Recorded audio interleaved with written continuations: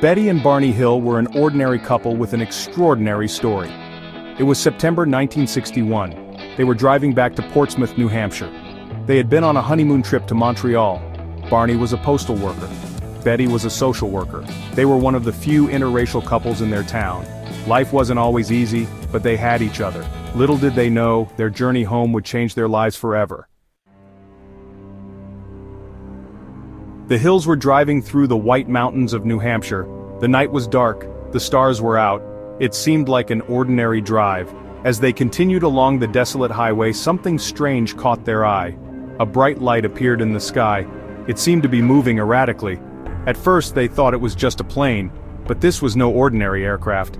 Barney, a Korean War veteran, pulled over the car to get a better look. He grabbed his binoculars. As he peered through them, he couldn't believe his eyes. The object was disc-shaped. It had flashing lights. It was moving closer. Fear began to creep into their hearts. They had never seen anything like it before. What happened next would forever be shrouded in mystery. The Hills' memories of the encounter were fragmented. They had gaps in their recollection. What they did remember was a strange humming sound. Then, everything went dark. Barney slammed on the brakes. The car screeched to a halt. They were both terrified. The object was now hovering directly over their car. Its lights were blinding. Barney could feel a strange vibration. It seemed to be pulling them upward. Suddenly, they were both filled with an overwhelming sense of dread. They felt paralyzed. They couldn't move. They couldn't speak. They could only watch in horror as the object descended upon them. Then, just as suddenly as it had appeared, the object vanished. The blinding lights were gone. The humming sound ceased. Barney and Betty were left in stunned silence. They looked at each other, their faces pale with fear. What had just happened? They tried to start the car, but it wouldn't budge. The engine was dead. They were stranded on a deserted highway in the middle of the night, and they couldn't shake the feeling that they were not alone. Barney and Betty tried to rationalize what they had seen. Maybe it was a meteor, a weather balloon, anything but what they thought it was. They finally got the car started. It sputtered back to life. They continued their drive home, but something wasn't right. They felt disoriented. They were nauseous. They couldn't account for a 2-hour gap in their memory. It was as if those 2 hours had vanished into thin air. When they arrived home, they noticed something even stranger. There were strange markings on their car. There were circular patterns on the trunk. Betty's dress was ripped. It was covered in a strange pink powder. What had happened to them during those missing 2 hours? They couldn't explain it. They were left with more questions than answers. They decided to keep their experience a secret. They feared ridicule. They feared they wouldn't be believed. But the memory of that night haunted them. It lingered in their minds. It invaded their dreams. The Hills tried to move on with their lives. They tried to forget the strange events of that night. But the memories refused to stay buried. They began experiencing nightmares. They felt anxious. They were both struggling to cope. Desperate for answers, they sought help from a psychiatrist. They met with Dr. Benjamin Simon, a respected Boston psychiatrist specializing in hypnosis. Dr. Simon agreed to help the Hills explore their missing time. Under hypnosis, the Hills began to recall fragments of their encounter. They remembered being stopped on the road by strange beings.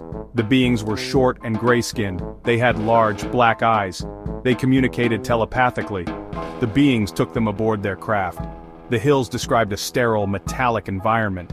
They remembered undergoing medical examinations. They felt intense fear and vulnerability. Section 5 Whispers become headlines.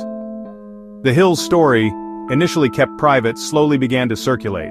Whispers turned into rumors. Rumors reached the ears of a reporter. The story of their alleged abduction was leaked to the press. In 1965, their story exploded in the public consciousness. A Boston Traveler article detailed their experience. The Hills became overnight celebrities. Their story captivated the world. People were both fascinated and skeptical. The Hills' account was met with a mix of reactions. Some dismissed their story. They called them crazy. Others were intrigued. They believed they were telling the truth. The Hills, however, remained steadfast in their account. They insisted they had been abducted. Author John G. Fuller heard about the Hills. He was intrigued by their story. He contacted them, wanting to learn more. Fuller interviewed the Hills extensively. He meticulously documented their experiences. In 1966, he published His book became an instant bestseller. It cemented the Hills' place in UFO lore. Section 6. The Air Force takes notice. The Hills case caught the attention of the United States Air Force. They were investigating UFO sightings under Project Blue Book. Project Blue Book was the government's official investigation into UFOs. The Air Force interviewed the Hills. They analyzed the physical evidence. The Air Force concluded that the Hills had misidentified the planet Jupiter. They said it was a case of mistaken identity. They closed the case as unidentified. But many people remained unconvinced. They believed the government was hiding something. The Hills case became one of the most famous UFO abduction cases in history. It helped to fuel public fascination with UFOs and alien abduction stories. Section 7. Life in the public eye. The Hills' lives were changed forever. They continued to share their story. They wanted to understand what had happened to them. They lectured at universities and UFO conferences. They appeared on television and radio shows. The publicity took its toll on the Hills. They faced ridicule and disbelief, but they also found support from those who believed them. They never wavered in their account. They maintained their story was true. Barney struggled to cope with the attention. He suffered from ulcers and nightmares. He tragically died of a brain hemorrhage in 1969. Betty, however, continued to research UFOs. She became a prominent figure in the UFO community.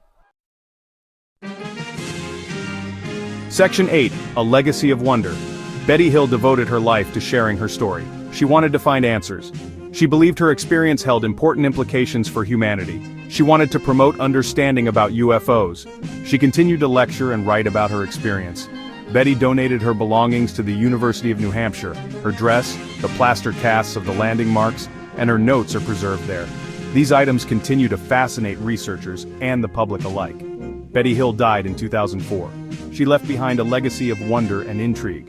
Her story continues to inspire debate and speculation. Was it a hoax? Was it a case of misidentification? Or were the Hills truly abducted by aliens? Section 9. The truth is out there. The Betty and Barney Hill abduction remains one of the most compelling UFO cases ever recorded. It has inspired countless books, documentaries, and fictional accounts. The case remains unsolved, but it continues to ignite our imaginations. The Hills experience raises profound questions about our place in the universe. Are we alone? Have we been visited by beings from other worlds? The answers remain elusive, but the search for truth continues. The story of Betty and Barney Hill reminds us that the universe is a vast and mysterious place, and there is still so much that we don't know.